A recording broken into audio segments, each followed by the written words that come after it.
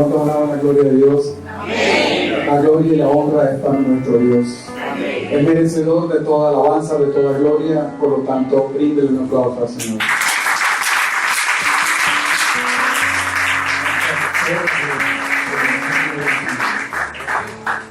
Un honor de nuevo estar acá compartiendo la palabra del Señor, palabra que es para cada uno de nosotros gratificante, es pan de vida y sobre todo la palabra que transforma la vida de todos nosotros y alimento a nuestra alma. Los invito, hermanos, a abrir sus Biblias en Mateo capítulo 4, versículo 12 al 22.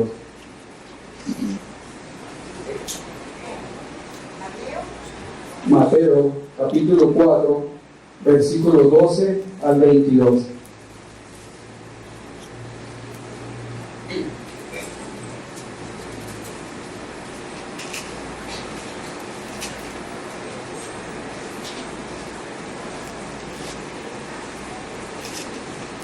Amén. Leemos la palabra en el nombre del Padre, del Hijo y del Espíritu Santo. Cuando Jesús oyó que Juan estaba preso, volvió a Galilea. Y dejando a Nazaret, vino y habitó en Capernaum, ciudad marítima en la región de Zabulón y de Neftalí, para que se cumpliese lo dicho por el profeta Isaías cuando dijo: tierra de Zabulón y tierra de Neftalí, camino del mar al otro lado del Jordán, Galilea de los gentiles. El pueblo asentado en tinieblas vio gran luz, y a los asentados en región de sombra de muerte, luz les resplandeció. Desde entonces comenzó Jesús a predicar y a decir: arrepentidos, porque el reino de los cielos se ha acercado. Andando Jesús junto al mar de Galilea, vio a dos hermanos, Simón llamado Pedro y Andrés su hermano, que echaban la red en el mar porque eran pescadores. Y les dijo: venid en pos de mí y os haré pescadores de hombres. Ellos entonces, dejando al instante las redes, le siguieron. Y pasando de allí, vio a otros dos hermanos, Jacobo hijo de Zebedeo y Juan su hermano, en la barca con Zebedeo su padre, que remendaba sus redes, y los llamó. Y ellos, dejando al instante la barca y su padre, le siguieron. El tema que vamos a hablar se titula Respondiendo al llamado. Vamos a orar, hermano. Señor, en esta hora te adoramos, te glorificamos, bendecimos tu nombre, te damos toda la gloria y la honra. Gracias, Señor, por tu palabra. Gracias, Señor, por la congregación. Te pedimos que seas tú, por medio de tu Espíritu Santo, que hables, Señor, porque solamente tú, como dice tu palabra, traes y tienes palabras de vida. Recibe toda la adoración y la alabanza. Atamos todo hombre fuerte, toda tiniebla, las atamos, le ligamos, le echamos fuera, en el nombre de Jesucristo. Y ante todo, que tu nombre sea glorificado en esta hora, en el nombre de Jesucristo. Amén. La semana pasada, nuestro hermano Pastor Juan Carlos estuvo hablando del desafío del discípulo. Hoy me corresponde a mí hablar el tema respondiendo al llamado. Como vieron en esta cita, ¿verdad? Aquí se está iniciando el mensaje del Señor en tierra Galilea, en una ciudad llamada Capernaum.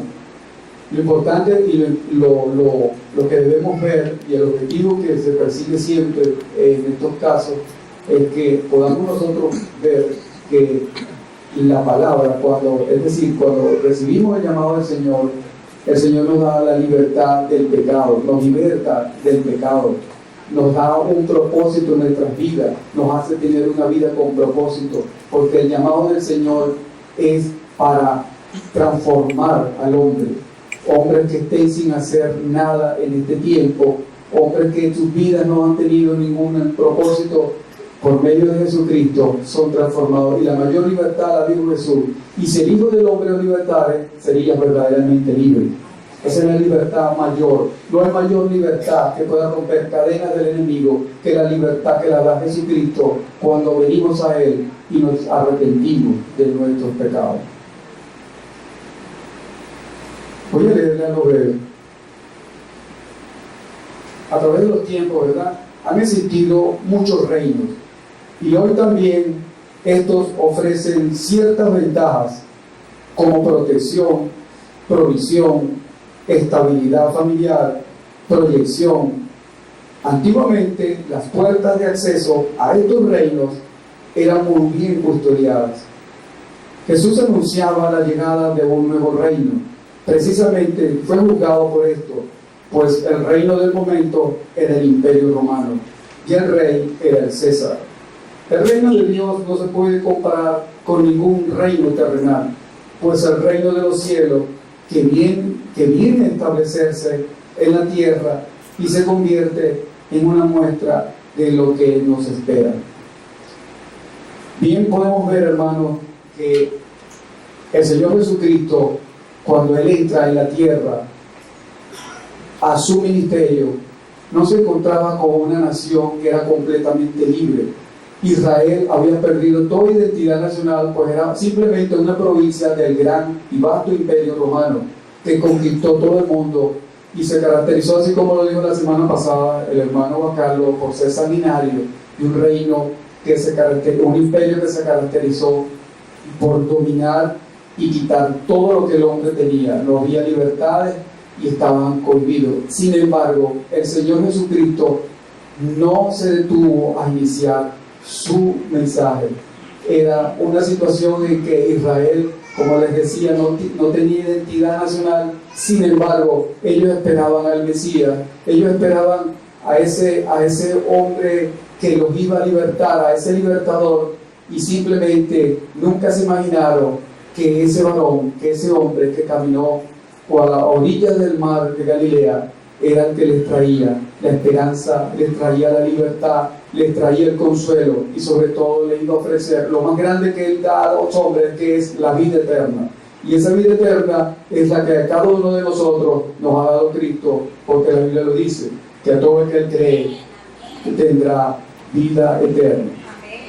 La gloria sea para el Señor. El concepto de llamado significa acción y efecto de llamar, en tanto que llamar hace referencia a invocar, convocar, citar, nombrar y denominar a alguien.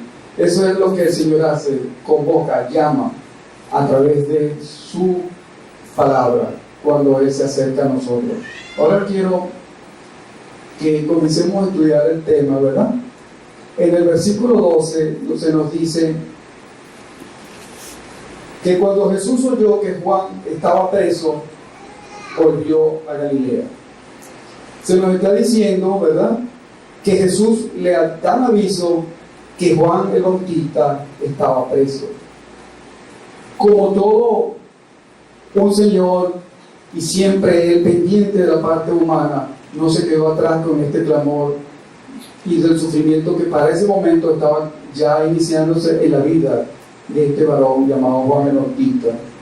Y tenemos que hacer algo breve, un recuento, porque no estaba siendo preso cualquier hombre, estaba siendo preso el profeta Juan el Bautista, el que había iniciado un ministerio después de alrededor, como dicen los teólogos, alrededor de un silencio de 400 años que Dios no había hablado más por ningún profeta.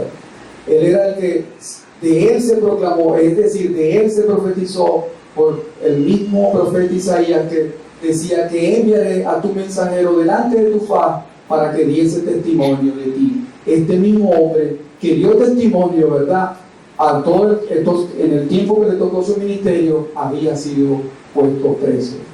No era cualquier cosa, estaba siendo preso un hombre por el cual el mismo Señor honró su ministerio, y lo dice en Mateo 11:11, cuando Él dijo: de cierto os digo, entre los que nacen de mujer no se ha levantado otro mayor que Juan el Bautista, pero el más pequeño en el reino de los cielos mayor es que él.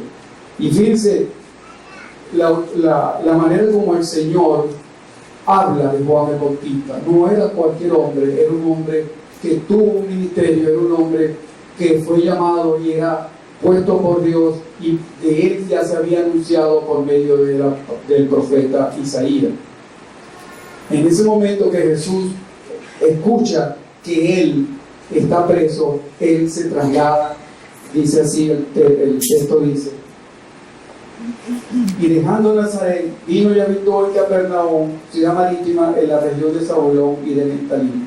Pero fíjense algo, antes él estuvo en Nazaret, pero en Nazaret ocurrió algo que no se puede pasar por desapercibido. En Lucas capítulo 4, versículos 29 y 30 dice que, y levantándose le echaron fuera de la ciudad y le llevaron hasta la cumbre del monte sobre el cual estaba edificada la ciudad de ellos, para despeñarle, mas él pasó por en medio de ellos y se fue. Resulta que el Señor Jesucristo, cuando Él viene después de los 40 días de ayuno, Él se dirige a Nazaret, entra a la sinagoga y les dice unas palabras que no les agradó a ellos. Él les dijo: en los días de la viuda de Sarepta, muchas viudas había en Israel, mas el Señor se complació de una viuda que estaba en Sarepta de Sidón. Y en los días de Naamán el leproso, muchos leprosos había en Israel, mas Dios se complació de un leproso que era sirio, llamado Naamán. Esto les indignó a ellos, a todos los que estaban en la sinagoga. Les indignó de tal manera que lo sacaron, y el texto lo decía, y trataron de despeñarlo, trataron de lanzarlo, ¿verdad? Pero como no era la hora de él, él salió en medio de ellos y se fue. Tristemente para Nazaret, porque le cerraron las puertas a la salvación, al Evangelio de Jesucristo. Desde allí que él se dirige a Galilea. Y por eso el texto lo dice así en el versículo 3. Llegando a Nazaret, vino y habitó en Capernaum, ciudad marítima, en la región de Zabulón y de Neftalí. Y fíjense que el 14 dice: para que se cumpliese lo dicho por el profeta Isaías cuando dijo: tierra de Zabulón y tierra de Neftalí, camino del mar al otro lado del Jordán, Galilea de los gentiles. No era cualquier lugar al cual se trasladó el Señor, no era cualquier sitio. Estamos hablando de una población que estaba en una ubicación, se dice que estaba hacia la orilla en el noro-occidental del mar de Galilea o el lago de Tiberíades. Tengo que decirle primeramente lo que Capernaum también es una palabra, en la palabra hebrea significa aldea de Nahum o aldea de consolación.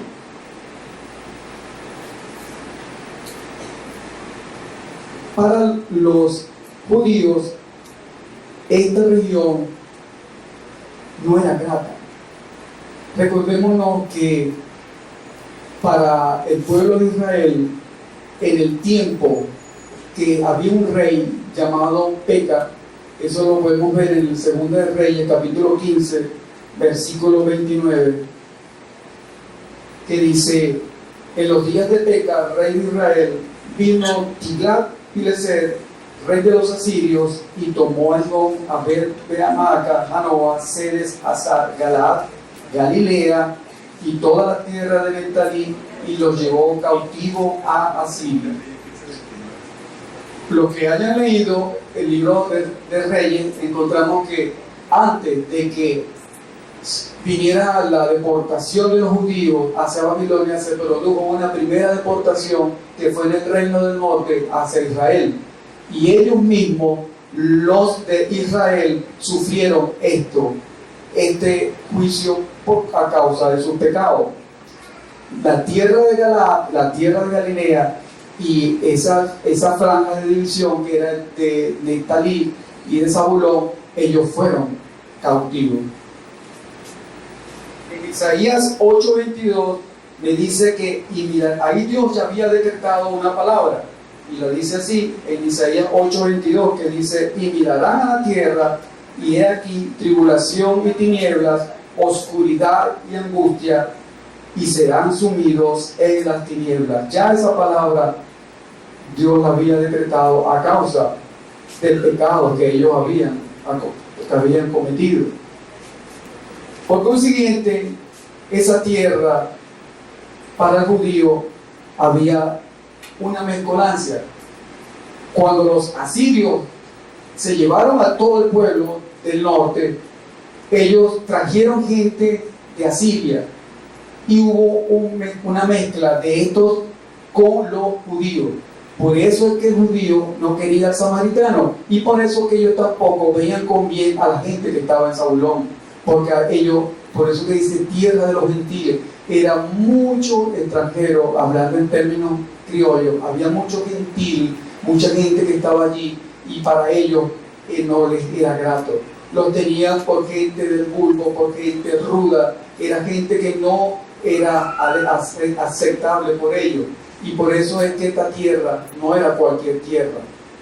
Era una tierra la cual había mucho pecado, eso sí, era un puerto. Yo les voy a decir lo que a ellos, lo que en Capernaum estaba. Se dice que en esa localidad había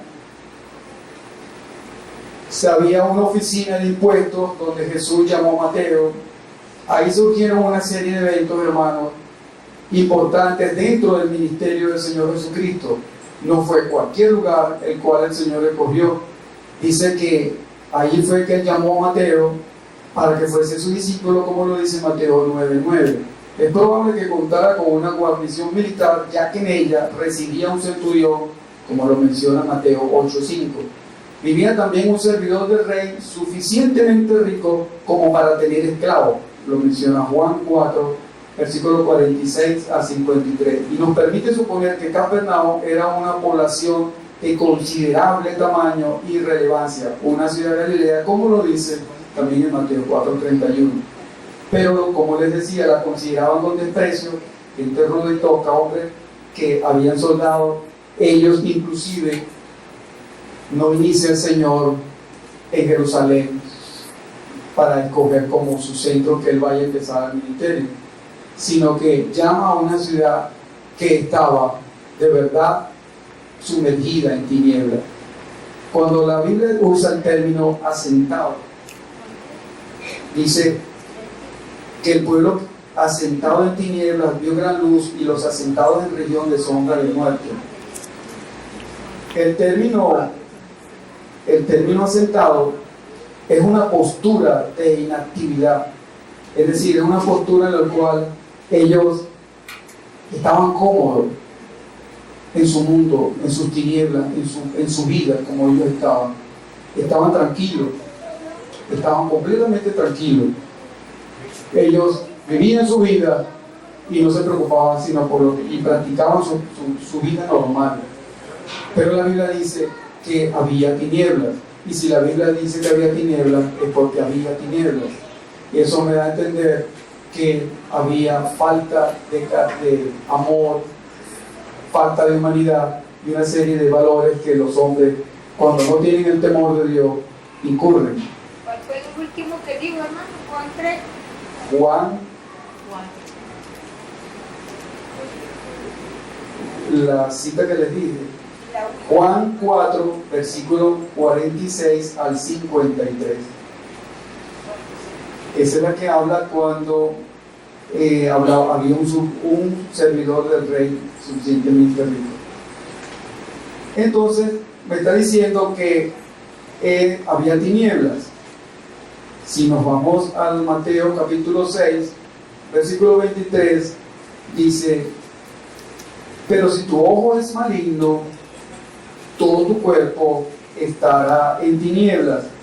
Así que si la luz que en ti hay es tinieblas, ¿cuántas no serán las mismas tinieblas? Podemos ver cómo la palabra de Dios nos está hablando de lo que son las tinieblas. Pero nosotros, y ahí me incluyo yo, ¿verdad?, tenemos la costumbre que cuando vemos una región que hay pecado, una región en la cual no hay gente grata, un lugar donde se produce violencia, se producen una serie de cosas que nos desagrada, nosotros las rechazamos. Así como hoy por hoy muchos están rechazando a Venezuela. Yo he escuchado a muchas personas que la única solución que hayan es irse del país. Y si ustedes ven el texto, dice, tierra que está sentada en tiniebla, vio la luz cuando se acercó Jesucristo. Hoy por hoy, mucha gente ve esta tierra como una tierra donde hay tiniebla y una tierra donde no tengo yo futuro, una tierra donde ¿qué vas a hacer tú allí? Mejor vete porque no hay esperanza. Así mismo decían de la tierra de Zabulón y de la tierra de Neftalí, ¿qué vas a hacer tú allá? Es contaminado de puros gentiles, allá lo que hay son pecadores y no hay más nada, pura tiniebla, y son gente que se mezclaron con los asirios. Nosotros no pertenecemos allí. Y el judío y el que era sacerdote subestimaba a toda esa región. Asimismo, así como hoy los hombres pueden ver esta ciudad, aquí en esta nación de Venezuela, Dios también tiene su propósito. Como Jesús puso los pies allí en Galilea, también los tiene puestos aquí. Hoy mismo, de tiniebla, Él también está trabajando y sus pies no se detienen para seguir haciendo lo que Él quiere hacer en nuestra nación. Sin embargo, el hombre pone la mirada solamente en lo que le agrada. Dios no ve lo que nosotros vemos. Por eso Él dice en su palabra, mis pensamientos no son tus pensamientos, ni mis caminos son tus caminos. Porque lo que nosotros vemos, Dios no lo ve. Dios ama lo que yo no amo. Y Dios no se mueve como yo me muevo o como nosotros nos movemos. Por eso es que Él escoge también esta tierra. Porque lo despreciable, lo vil, lo que para el hombre no tiene sentido, para Dios sí lo tiene. Por eso Él transformar las cosas que no se deben tener. Por eso ustedes quieren hacer las cosas que los hombres las ponen en poco. Aquí comienza el Señor en Galilea a predicar y a llevar su ministerio, aún sin importarle las opiniones de los hombres, no porque las subestime, sino que haya habido un plan del Padre de los Espíritus. Y por eso que ya estaba profetizado, esa tierra en el pasado sufrió, pero había una esperanza que la traía Jesucristo cuando Él puso sus pies en ese lugar. Hoy podemos pensar que aquí se acabó todo en Venezuela, pero la Biblia nos dice que cuando hay tiniebla es cuando Él más va a trabajar, porque donde hay falta sobreabundará la gracia, y donde abunda la gracia sobreabundará mayor la misericordia y la gracia del Señor. Porque para eso Él nos ha llamado, y el llamado es lo que estamos hoy hablando.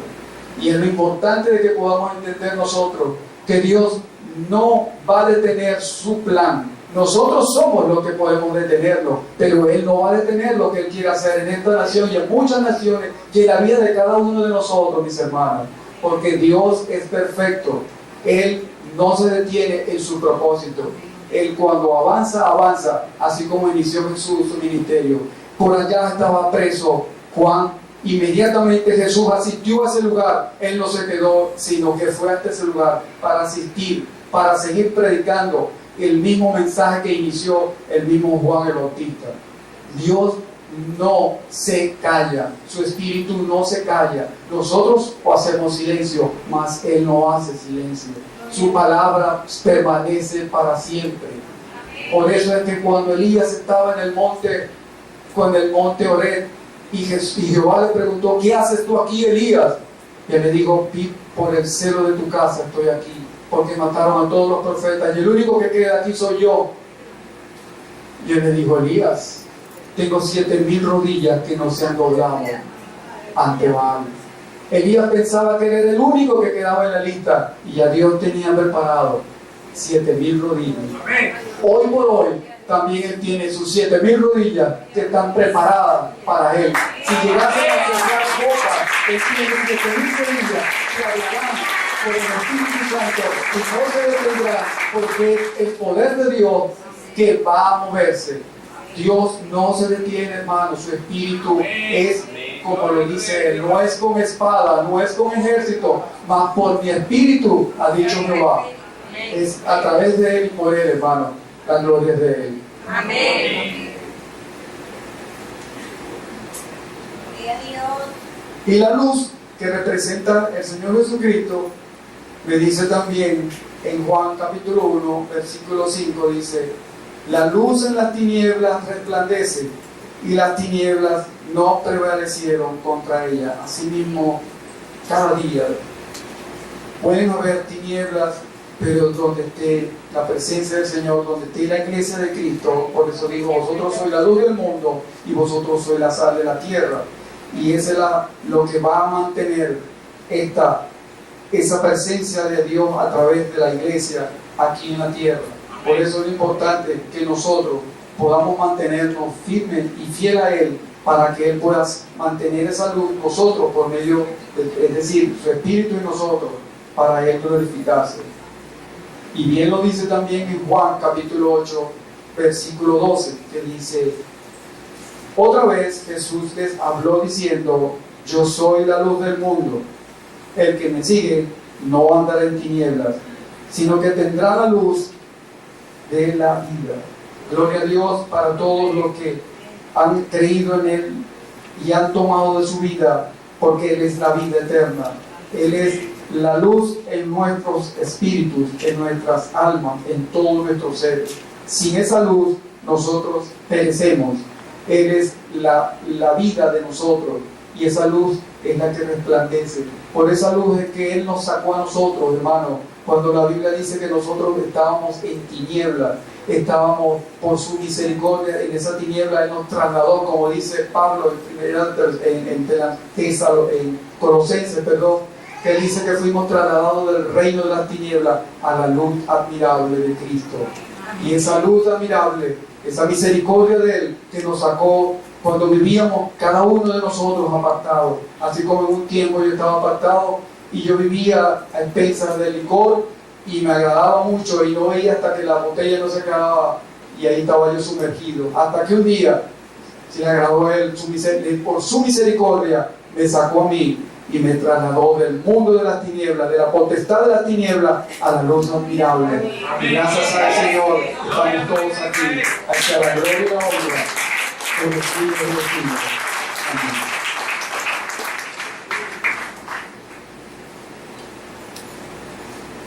Cuando Jesús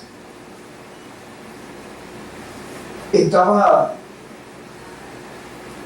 ya caminando ya por la orilla del mar, dice la Biblia en el versículo 17 que desde entonces comenzó Jesús a predicar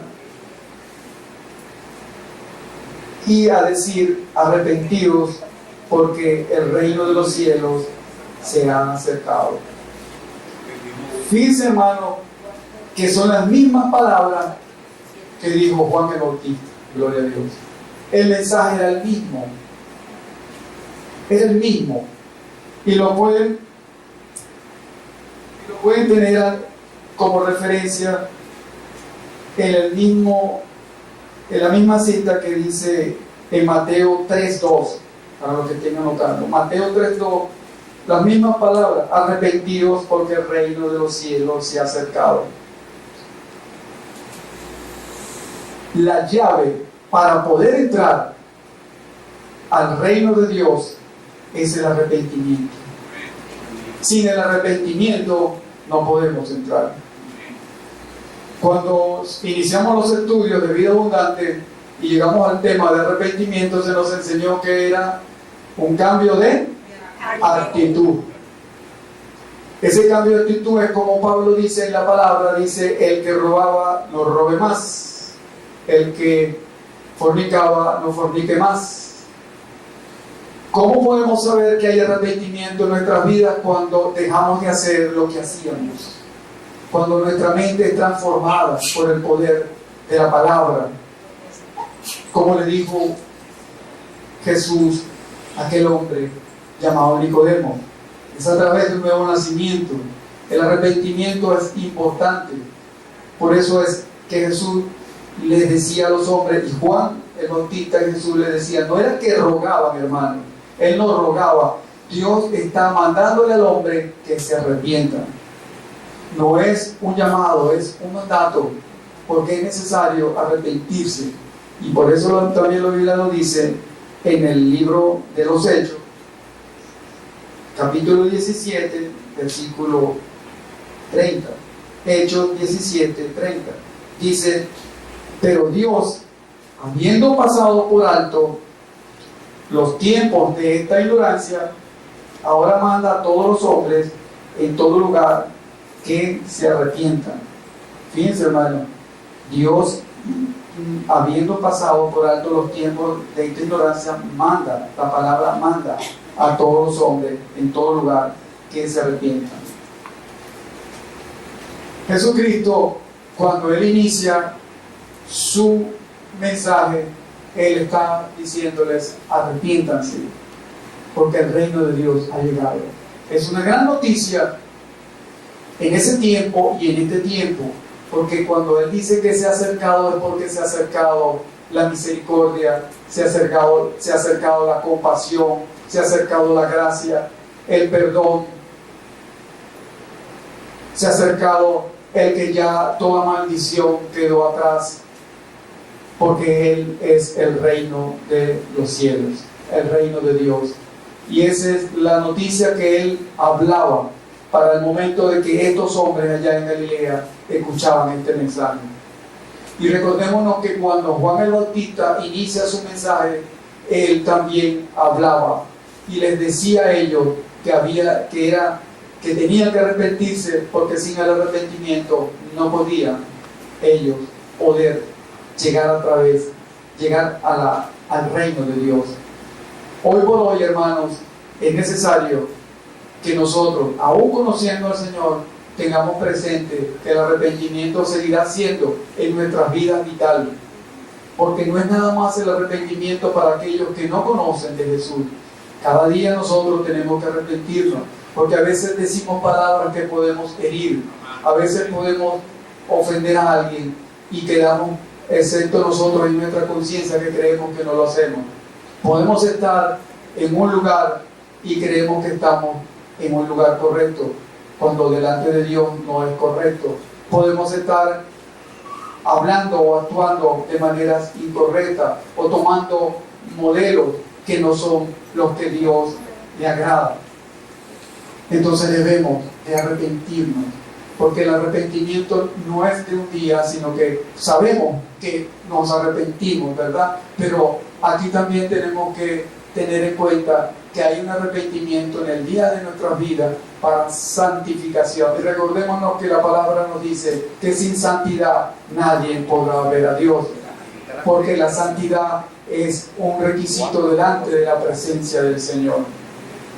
Y el arrepentimiento que Jesús les hablaba a estos hombres era un arrepentimiento lo cual ellos no lo tenían por ningún valor ni concepto, porque ellos vivían su vida a su manera. No había una ley para ellos, sino la ley de ellos mismos. Recuérdense que ellos eran una mezcla de los sirios, de los asirios, y los asirios fueron los que implantaron el paganismo más terrible que llegó a Israel. No había la adoración de Baal allá en la tierra de Samaria. Ellos venían con esa costumbre. Cuando ellos entran, introducen esa costumbre, se hace esa mezcla, se hace esa adoración, esa corrupción. Por eso es importante, como la palabra siempre nos enseña, las buenas palabras, las malas palabras dañan las buenas costumbres. Es necesario, por eso es que estudiando siempre la Escritura hallaremos que cuando se mezclaban el pueblo judío con el paganismo y observaban los vecinos la práctica que ellos hacían, ellos siempre iban a encontrarse que iban a mezclarse e iban a entrar en una idolatría de adoración a Baal. Los asirios fueron los que trajeron ese culto a Baal. Ellos fue tanto, pero tanto, tan terrible, hermano, que ellos hicieron una especie de mezcla. Blasfemaron el nombre del Señor en el templo, porque ellos agarraron y mezclaron sus baales, los entraron al lugar donde se iba a adorar. Los reyes entumecidos, cegados en tinieblas, aceptaron semejante pecado delante de Dios. Y por eso que esa tierra era despreciable, y así como los samaritanos fueron también despreciables. Por eso que nosotros debemos de cuidar las cosas que Dios nos entrega. Debemos de guardar los principios de la palabra en nuestros corazones y en nuestro hogar, porque bien podemos estar nosotros arrepentidos, pero debemos de saber que lo que está a nuestro alrededor tenemos que velar para eso y tenemos que velar por eso. Porque Dios, cuando Él nos entrega a nosotros su bendición de la salvación, por eso la Biblia nos dice que cuidemos la salvación con temor y temblor. Y justamente por eso es que el pueblo de Asiria trajo todo eso. Y eso fueron las cosas que trajo todo ese pecado, trajo toda esa maldición y trajo toda esa muerte espiritual en la cual ellos se vieron sumergidos. Pero la Biblia nos enseña que Dios es un Dios de misericordia, que Dios es un Dios de restauración y que Él restaura las cosas que han pasado. En nuestra familia, cada día tenemos la fe y la convicción de que aquellos que no lo han conocido todavía lo han de conocer. Pero a nosotros nos corresponde velar para que esto ocurra, como debemos de velar por nuestro país, porque así mismo, como Jesús se preocupó para que todas esas almas pudieran llegar hasta allá, pudieran esa palabra llegar a oídos, ¿verdad?, de salvación. Así hoy por hoy también nosotros tenemos ese llamado para poder nosotros hablar esa palabra a los lugares. Yo hablo por mi país de Venezuela, porque es el país que ahorita estamos viviendo todo esto. Y nosotros tenemos que confiar, hermano, porque los pies de Jesús, los pies del Señor no se han ido de Venezuela. Él sigue aquí. Somos nosotros los que queremos ir. Somos nosotros los que pensamos. Pero, como dice Jeremías, he aquí yo traigo pensamientos de bien para vosotros. Todos los días cuando nos levantamos, ya Dios tiene un pensamiento de bien para la vida de cada uno de nosotros. Ya Dios ha programado nuestro día a día, si lo cual tú lo crees y si lo cual lo creemos todos nosotros. Pero Él tiene el día a día de nosotros, hermano. Aunque pasemos por valle de sombra de muerte, Él estará con nosotros. Su valle su callado nos infunde aliento. Abrázame adelante nosotros, con el centro de nuestros enemigos, porque Jehová es Dios de dioses. Y por eso Él nos llama a que no bajemos la guardia. Si Él se preocupó por entrar a Galilea, tierra de gentil, tierra que no daban ni medio los mismos judíos, los romanos la tenían como una minita de oro. Hombres como Mateo cobraba impuestos y le daba el ladito, siempre como ellos, como los recobradores de impuestos, ellos siempre tiraban al lado del imperio romano, por eso que no lo querían. Y así mismo, hoy por hoy, nosotros tenemos el deber de saber que si Dios se preocupa por Venezuela, nosotros también debemos de preocuparnos por cuidar lo que se nos ha entregado. Yo no estoy diciendo que el que tenga la oportunidad de irse se vaya, ojo. Yo solamente estoy hablando lo que el texto me enseña. Cuando yo leí este texto, era como que yo veía a Venezuela en Zabulón, en la tierra de Neftalí. Era como que yo veía dibujada a mi nación de Venezuela. Y sentí nostalgia de ver todas estas cosas. Y por eso la estamos compartiendo hoy. Dios no ha olvidado a Venezuela. Amén. En estos días hablaba con un señor que me dijo, ya no queda nada. Ya, ¿quién puede comprar aquí? ¿Quién puede comprar allá? ¿Qué es? La solución es que irse. Asimismo, cuando los hombres dicen, ya se acabó, es cuando Dios dice, ahora que empiece. Porque para Dios no hay final. Por eso dice que Él es el principio y el fin. Él es el principio y el fin. Él no tiene final. Su amor es ilimitado. Su poder inigualable. Por eternidad de eternidades Él es Dios. Él sabe lidiar con el hombre. Él sabe pelear contra Satanás. Él sabe ajustar las cuentas y arreglar las cosas a su debido momento. Nosotros queremos que Dios haga algo en el momento de nosotros, en el ya de nosotros, pero no en el momento de Dios. Dios tiene un momento, hermano, así como los que surfean. ¿Quién ha visto aquí cómo son los surfistas? Ellos se van en el mar, pero ellos tienen que esperar horas a veces para que llegue la ola. A veces no hay brisa, no hay viento, y ellos tienen que aguardar el momento. Cuando viene la ola, ellos se preparan y viene la ola y ellos arrancan. Así es la ola de Dios.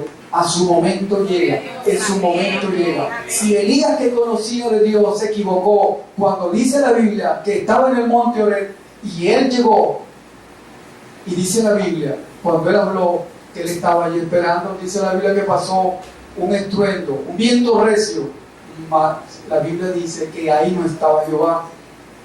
Descendió fuego, tampoco estaba Dios. Dice que después pasó una brisa suave, ahí estaba la presencia del Señor. Cuando nosotros, si el mismo Elías, que conocía de Dios, pero lo conocía como el fuego consumidor, que descendió y consumió a los profetas de Baal, que descendió allá y le decía a los capitanes del pueblo de Israel, decía, si yo soy profeta de Dios, consúmate a ti y a tus 50. Él conocía de ese poder de Dios, pero no sabía que Dios se movía en una brisa suave y apacible. A veces estamos acostumbrados a ver a Dios a nuestra manera y conocemos a Dios de una forma, pero Dios no va a llegar a la manera que le conocemos. Podemos estarlo esperando por aquí y Él va a aparecer por allá. Podemos estar mirándolo hacia allá y Él va a llegar por detrás. Porque Él es experto para eso. Porque lo que Él desea de nosotros, ¿qué es? Que confiemos en Él. Sí, Hebreos 11:6 dice, sin fe es imposible de agradar a Dios, porque es necesario que todo aquel que se le acerque crea que Él existe y es galardonador de los que creen en su nombre. Eso es lo que Dios espera de nosotros, que creamos en Él, que confiemos en Él.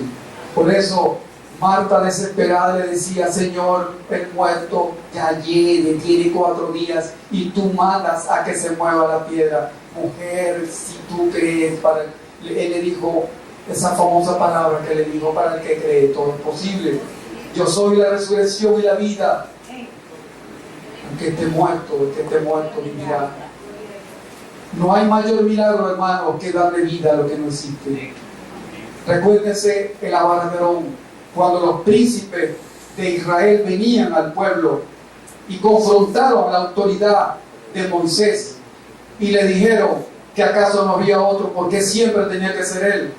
Y él le dijo, pongan las varas, una por cada tribu. Y cada príncipe llevó una vara por tribu. La que reverdezca será casa sacerdotal de Jehová. Y la que reverdeció fue la de Leví. Y por eso las proclamaron como casa sacerdotal. Era un milagro, un palo seco que pudiera emitir y salir flor. ¿No es acaso el poder de Dios? Cuando Dios permite que nosotros pasemos por pruebas, cuando nosotros decimos hasta aquí, ya no hay más nada, es cuando Él espera que nosotros podamos confiar aún esa añadidura que Él la va a dar siempre. Una viuda en Sarepta decía, me voy a morir, voy a recoger este poquito de harina porque ya me voy a morir.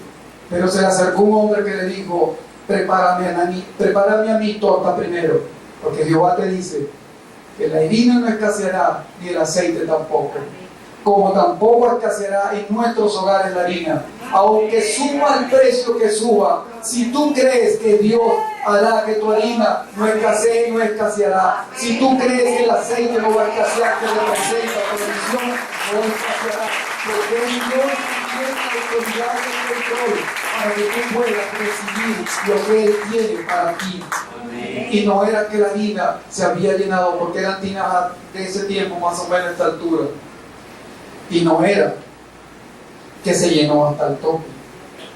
Era que cada vez que la viuda se iba a agachar y agarraba su porción, ella iba a encontrar harina. No era que había bulto de harina allí en la tinaja.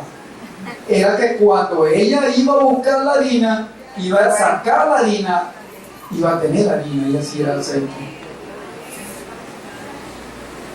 Para nosotros, o para muchos, en el concepto del hombre, nos sentimos protegidos si tenemos un bulto de harina pan, un bulto de pasta, un bulto de esto y un bulto de aquello. En el conocimiento de la palabra me enseña que lo medida apretada, rebosada, ajustada, añadida es la que Dios tiene para cada uno de nosotros. Dios no se mueve con los conceptos del hombre. Dios tiene sus propios conceptos.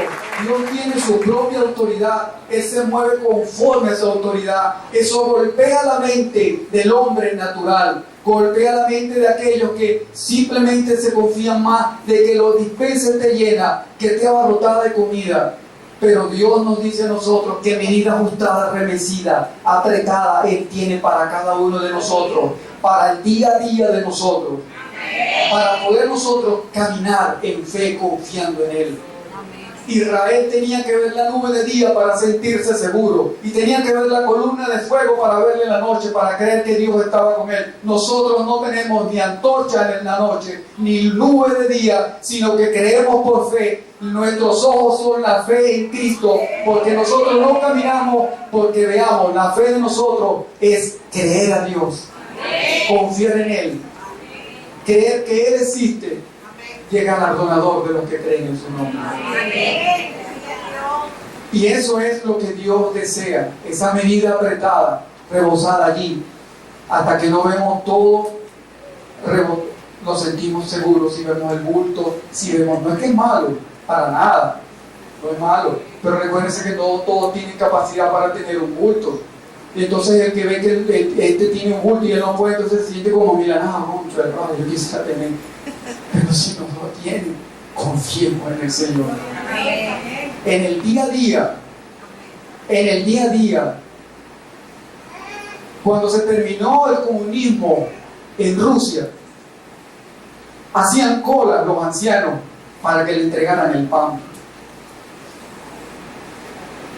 Un día un anciano estaba parado en una panadería y él no se movía de allí, parado en la vidriera así. Veía la vidriera. ¿Y sabe qué pasaba con ese anciano, hermanos? Que él estaba tan acostumbrado a que le entregaban el pan en la cola, que él no podía entender que él tenía que entrar y buscar el pan. Cuando nos acostumbramos a un sistema de vida, vamos a estar atados. Cuando nos acostumbramos a confiar en el Señor, nuevas son cada mañana, grande es su fidelidad, porque lo dice su palabra.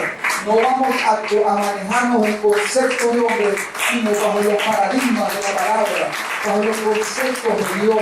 Dios tiene sus principios, hermano, y por eso hay que estudiar su palabra, y para eso estamos hoy aquí. Y la gloria es de Dios. Amén. Y a Él sea la gloria para siempre.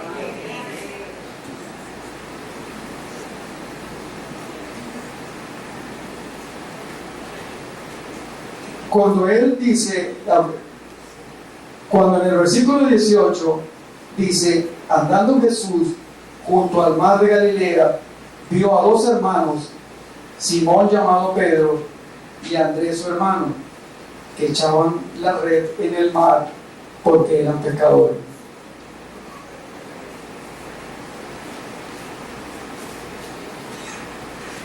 Dice la Biblia que estos hermanos estaban echando la red. Estos hombres no estaban jugando, estaban trabajando, estaban echando la red, estaban trabajando. No estaban sin hacer nada ni tenían la mente ociosa, estaban trabajando.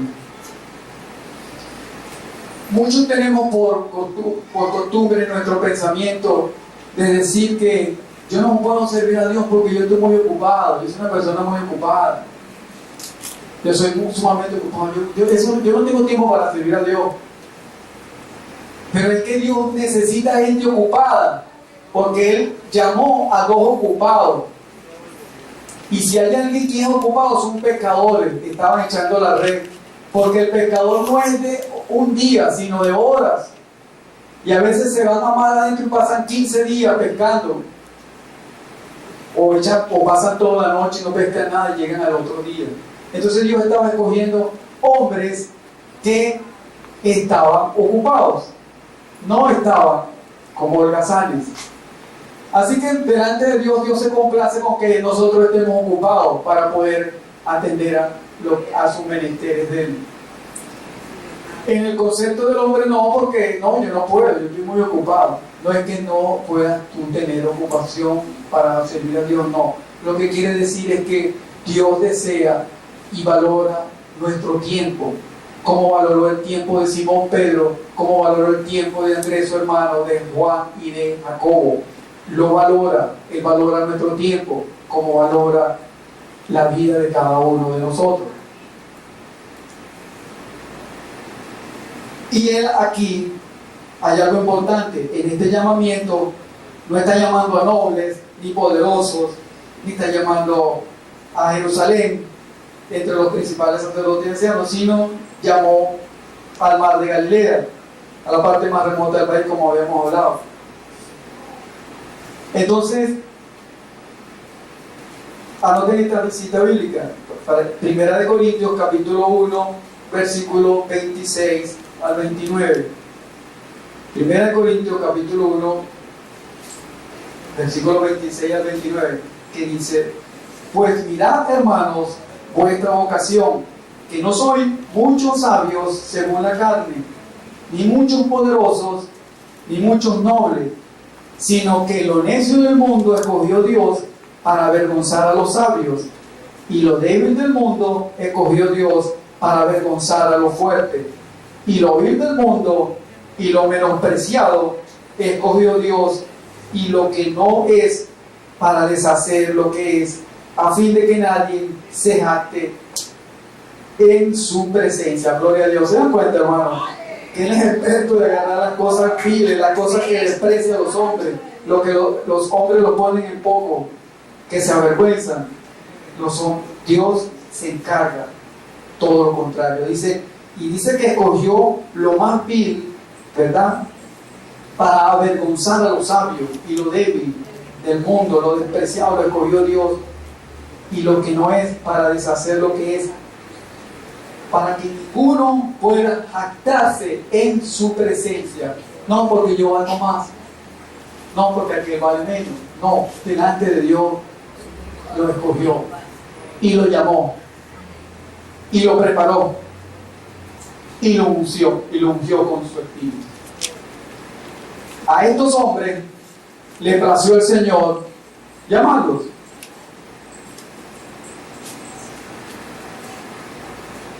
Pero ¿quiénes eran estos hombres? Pedro y Andrés, hermanos, habían sido discípulos de Juan el Bautista, quienes se han sometido, ellos habían sido discípulos de Juan el Bautista. Hay una nota aquí importante: quienes se han sometido a la disciplina del arrepentimiento serán bienvenidos a los gozos de la fe.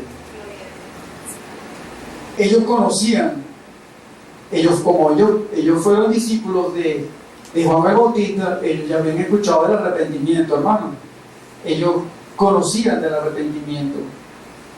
De hecho, ellos participaron en las prédicas, escuchaban las predicaciones de Juan el Bautista. Eran pescadores, profesión difícil, requería paciencia, destreza y resistencia. A veces sus esfuerzos inútiles, algunas veces regresaban con las manos vacías. No eran hombres eran iletrados, no eran letrados de esta sabiduría del mundo, ni tampoco eran eruditos. Nos dice la Biblia en el libro de Hechos, capítulo 4, versículo 13. Al que estoy anotando, Hechos 4:13, dice: entonces, viendo el denuedo de Pedro y de Juan, y sabiendo que eran hombres sin letras y del purgo, se maravillaban y les reconocían que habían estado con Jesús. Gloria a Dios. Fíjense que ellos, los escribas y fariseos, como ellos conocían el Pentateuco, conocían la ley de los profetas, ellos veían que estos no eran de ellos. Ellos no estuvieron con nosotros, ellos no estuvieron en el Sanedrín. Ellos lo que eran unos simples pescadores, eso huelen a pecado. Eso no, ellos no saben nada de Moisés. Lo que sabemos de Moisés somos nosotros sí, y de la ley de los profetas. Pero resulta que estos hombres caminaron 3 años con Jesús. Fueron purificados por la palabra de Dios. Fueron ungidos por el propio Señor con su palabra, con el óleo de su espíritu. Lo mandaron a predicar y predicaron. Echaron fuera demonios y venían con el Señor allí. Estaban allí. Sin embargo, estos hombres, cuando comenzaron a hablar y a predicar, ya en el libro de Hechos, ya no eran los mismos. En ellos había algo especial, algo que no podían callar ni ellos mismos. Cuando estos hombres de esta iglesia primitiva hablaban, era como fuego que botaban por su boca. Tanto fue así que Esteban, que era un simple diácono para ser a la altura, me refiero yo, como los apóstoles, ¿verdad? Se lanza un gran discurso, una gran predicación, que era tanto, que la única manera que pudieron callarlo fue apedreándolo, hermano, y matándolo. Porque la opción de Dios no la detiene nadie. Podrán detener al hombre como hombre, pero la unción del Espíritu de Dios nadie la detiene. Nadie la detiene. Nadie puede detener el poder de Dios. Nadie puede detener lo que Dios unge en una vida, porque los dones son irrevocables. Y eso lo entrega Dios a cada uno de nosotros. Y ellos no podían entender eso, los hombres de ese tiempo. ¿Por qué ellos hablaban así? Estos son burros, estos hombres no tienen lo que nosotros tenemos, pero tenían la sabiduría del Espíritu de Dios a través de la palabra. Tenían esa palabra que Dios le ponía a ellos allí. Y cuando nosotros leemos la palabra y cuando nosotros oramos, viene sabiduría en nuestra boca, porque esa palabra no es del hombre, esa palabra es de Dios. No es de nosotros, es de Dios. Por eso es importante, como dijo el Señor Jesús, escudriñemos la Escritura, porque en ella se os parece que da testimonio de mí. Y es allí donde Dios nos enseña.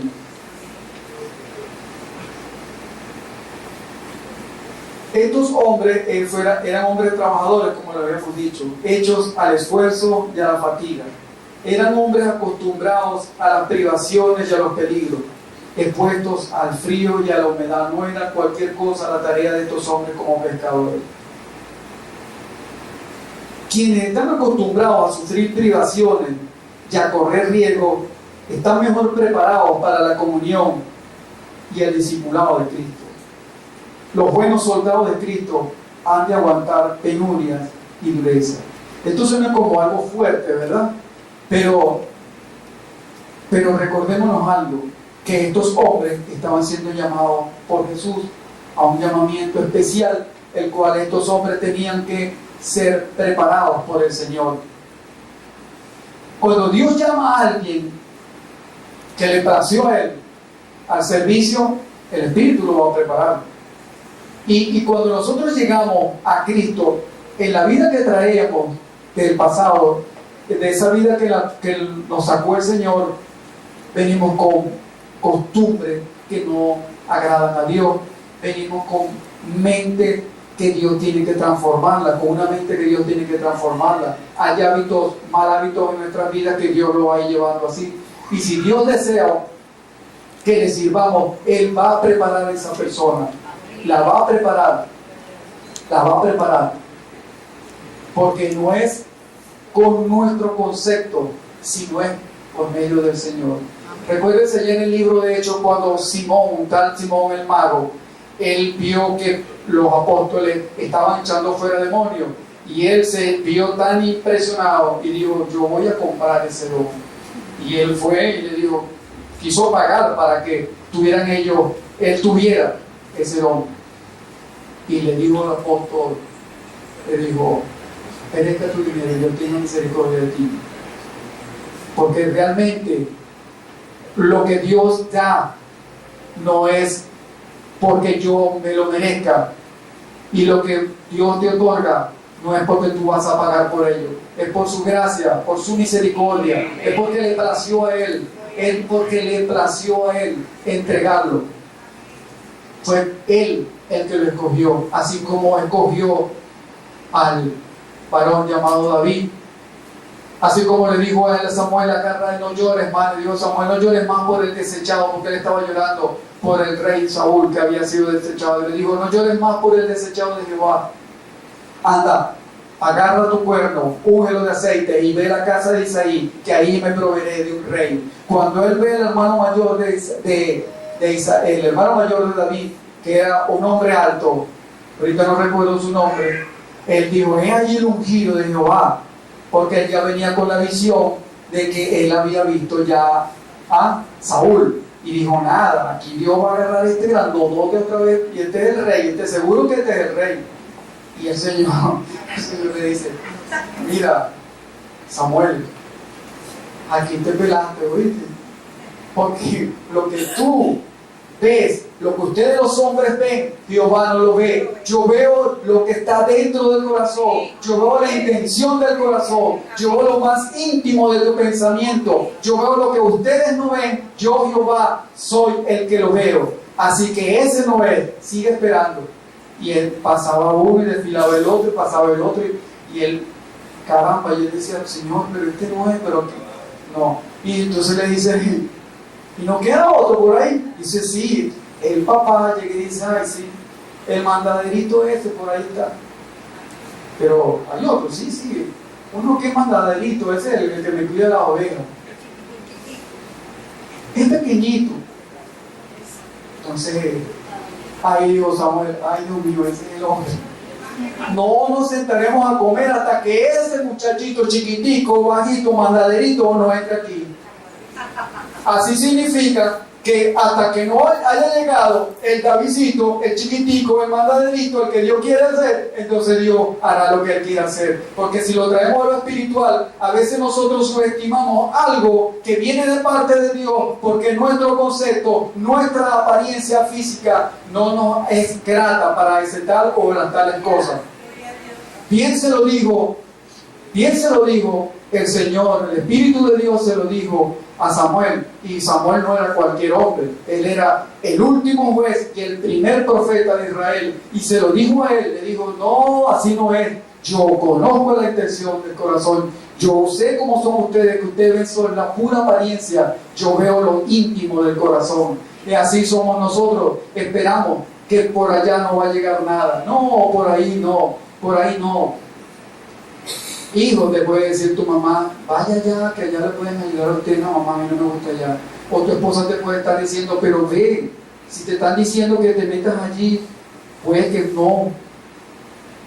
Total, que donde nosotros siempre vamos a decir que no, ahí puede estar la gracia y la misericordia de Dios. Porque Dios siempre tiene sorpresa para nosotros. Dios siempre tiene algo con el que nos va a sorprender.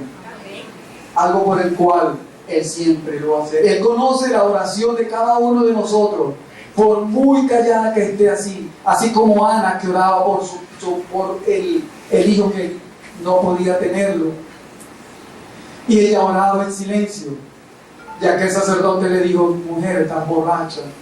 Y ella le dijo, tu sierva no bebe vino a esta hora, tu sierva clama, y hay un dolor en mi corazón. A veces podemos ver a alguien que sufre y creemos y nos hacemos idea de que es algo por otra cosa, pero sí, Dios conoce el sufrimiento, y ese sufrimiento Dios lo va a traer en su misericordia, en su gracia, y va a conceder esa petición, como se la concedió a Ana, como hizo misericordia con Ana, hará con cada uno de nosotros, conforme a la necesidad que tengamos, conforme a la prueba que estemos pasando, conforme a lo que estemos nosotros, que está allí para fortalecerlo, para ayudarlo y para bendecirlo, porque Dios no es un Dios de balde, es un Dios de poder, de gracia y de misericordia, mis hermanos.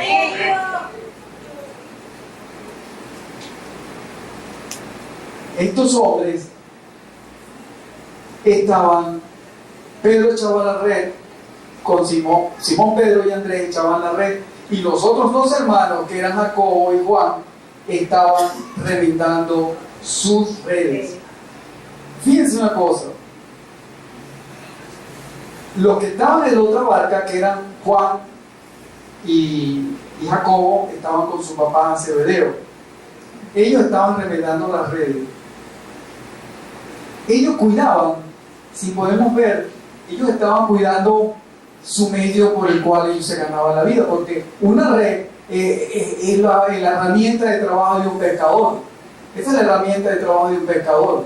Los que han podido ir a la costa ven cómo están las barcas allí en la orilla, y ellos tienen esas redes.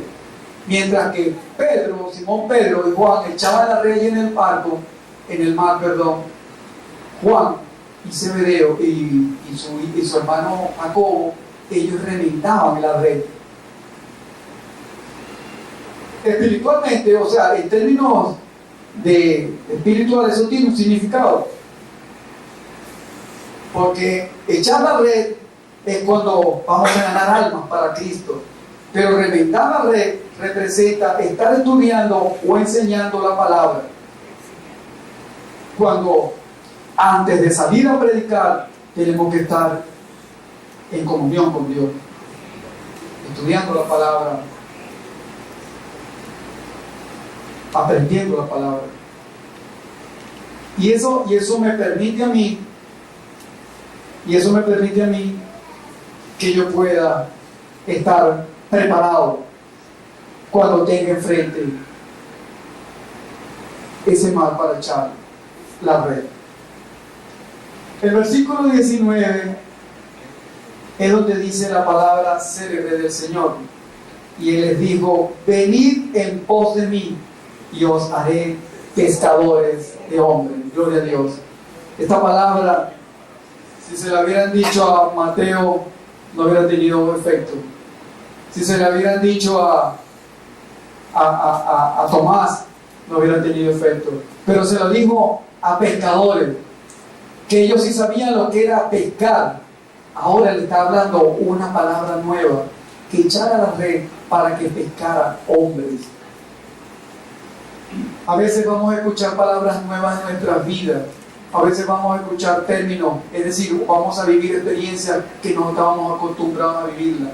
Jesucristo le hacía un reto a estos hombres. Le dijo: vengan en pos de mí, que yo los voy a hacer pescadores de hombres. Los voy a hacer que cuando echen la red no agarren peces, sino agarren almas, vidas humanas para salvación, para que puedan ustedes ser portadores de esa palabra. Echen la red, que yo los voy a hacer pescadores de hombres. Para estos hombres fue un impacto. No era cualquier cosa, porque le estaban hablando de que iban a pescar lo que ellos jamás habían pescado, y era hombres. Era un término nuevo para ellos, era un término que ellos no habían escuchado, pero sin embargo ellos aceptaron el reto. Y dice que la palabra venir en pos de mí también tiene que ver con que tenían que retirarse a una convivencia continua con el Maestro.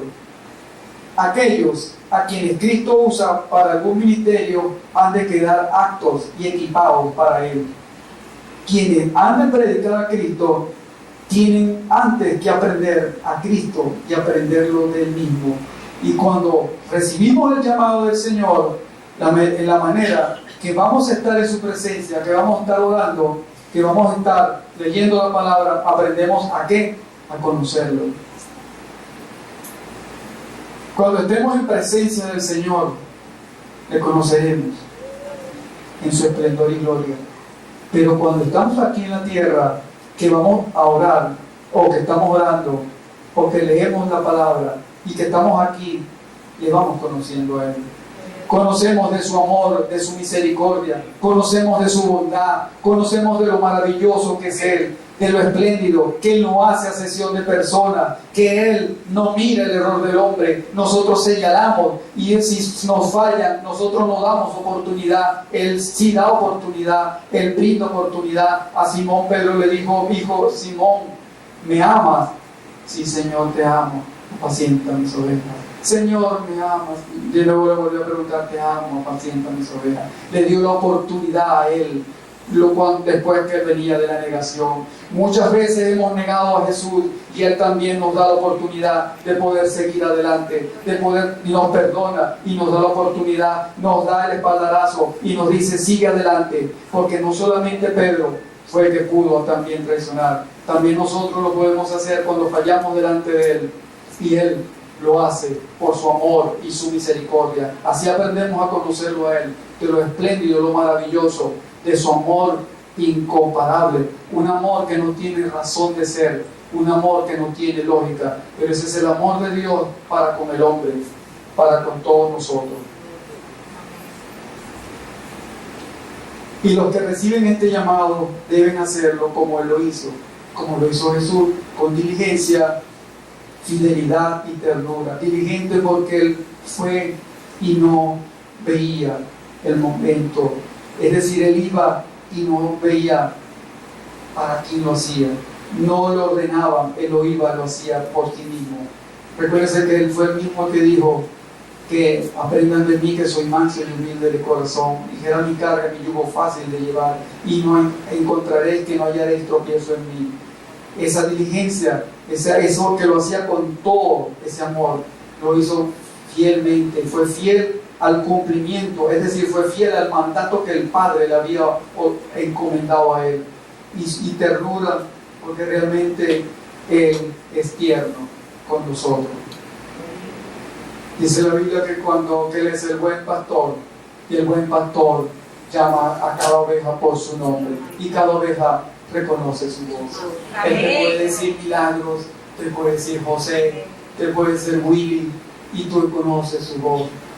Y los que conocemos su voz nos hablan en otra voz, inmediatamente sabemos que esa no es la voz del Señor. ¿Y cómo es eso que nos habla el Señor y no reconocemos su voz?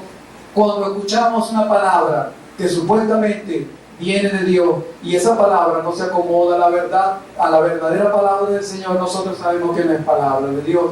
Por eso es que eso se llama doctrina, y la doctrina es el verdadero pacto del creyente, el pacto por el cual estamos cada día aquí todos los domingos y estamos los miércoles. Es el pacto, ese pasto fresco que es la palabra de Dios, y es la que reconocemos como que viene del propio Señor Jesucristo. Y es la doctrina lo que mantiene la esencia de cada iglesia. ¿Y cuál es el resultado de este llamamiento?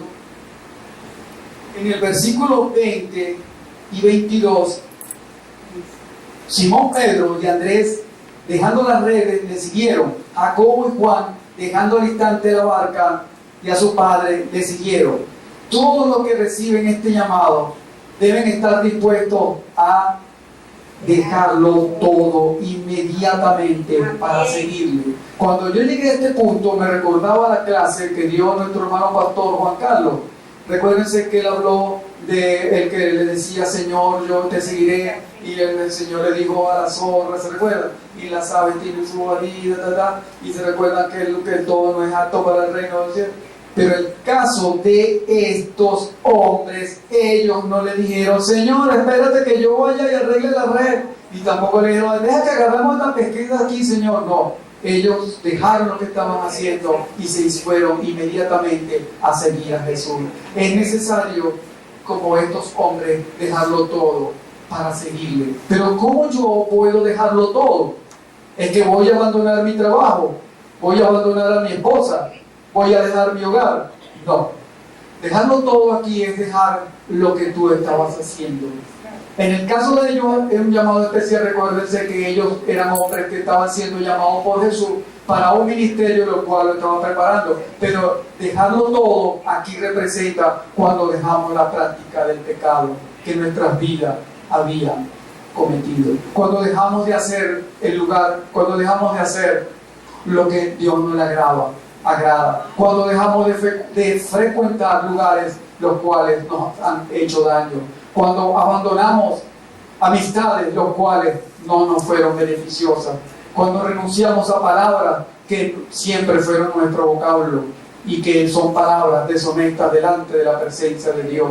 Cuando dejamos de ver lo que no debíamos de ver, cuando dejamos de hablar cosas ofensivas, allí estamos dejándolo todo para seguirlo a Él. Porque el llamado es al arrepentimiento, como veníamos hablando, porque ese arrepentimiento es lo que Dios desea. Pero cuando Él nos llama, cuando nosotros somos llamados por el Señor, dejarlo todo sin mirar atrás, sin ponerle a Él objeción, como el caso de lo que hablaba nuestro hermano Juan Carlos. Por eso todo eso para hacer una breve comparación, porque es necesario por el Señor dejarlo todo. Porque muchas veces decimos, no tengo tiempo, yo no tengo tiempo para Dios, yo no tengo tiempo para poder ir a la iglesia los domingos, yo no tengo tiempo para leer la palabra, yo no tengo tiempo para eso, mi tiempo es muy valioso, mi tiempo es más que eso, no tengo tiempo para eso.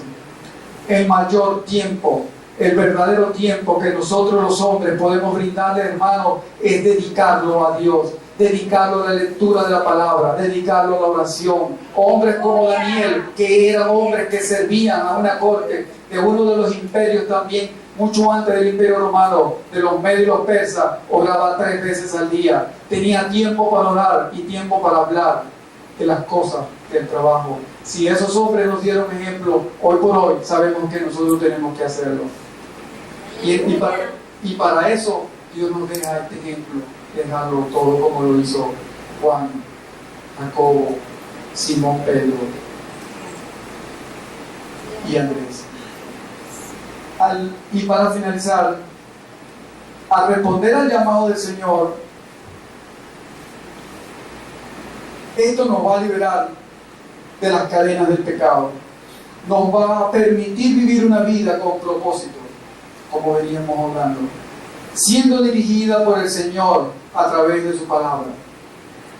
Y nos brinda, hermanos, el honor de poder servirlo y hacer lo que Él hizo por nosotros, como lo es ganar almas para su reino.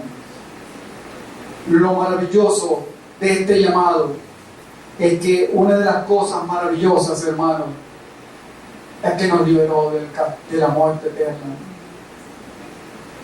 de la paga del pecado, de las cadenas de ese pecado, de la muerte, y nos dio a nuestras vidas sentido, porque la Biblia dice que estamos allí hundidos en el cielo del pecado, y nos llamó por su gracia y su misericordia, así como que podamos responder a ese llamado como el propio Isaías cuando Jehová preguntó: ¿a quién enviaré?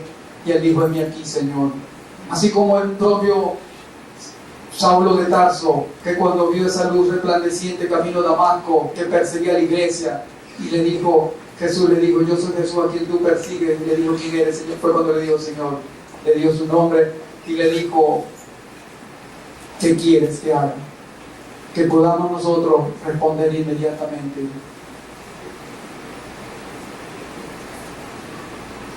cuando estamos respondiendo al llamado de Dios y estamos en ese servicio delante del Señor, eso nos hace ser sabios, hermanos.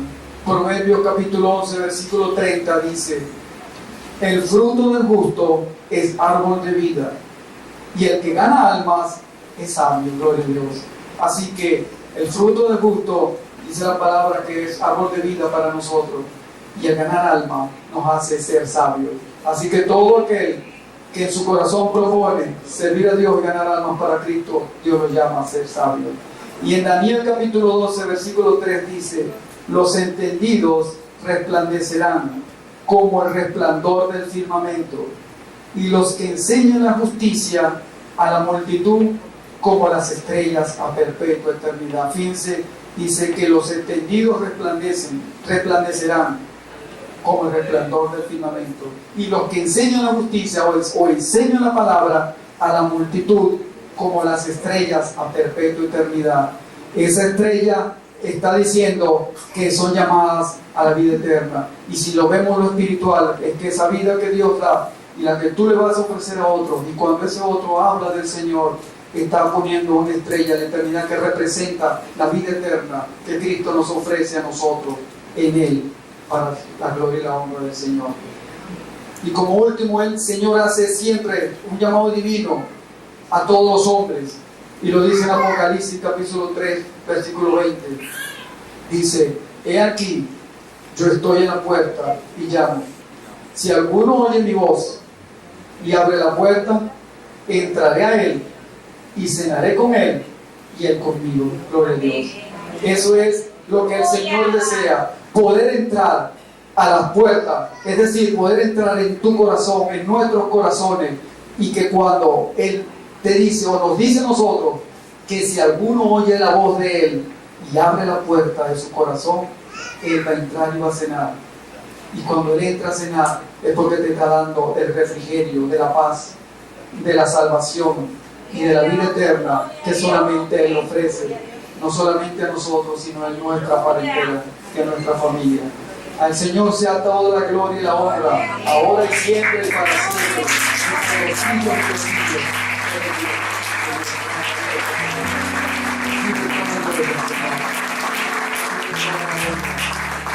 Recibe toda la adoración y la alabanza. Gracias, Señor, por tu palabra.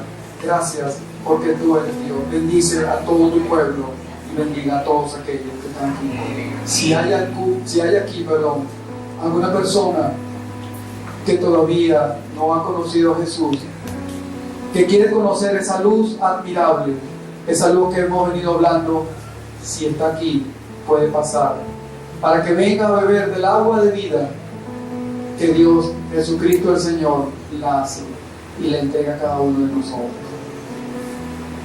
Que el Señor bendiga a todos mis hermanos. La gloria sea para el Señor. Aleluya.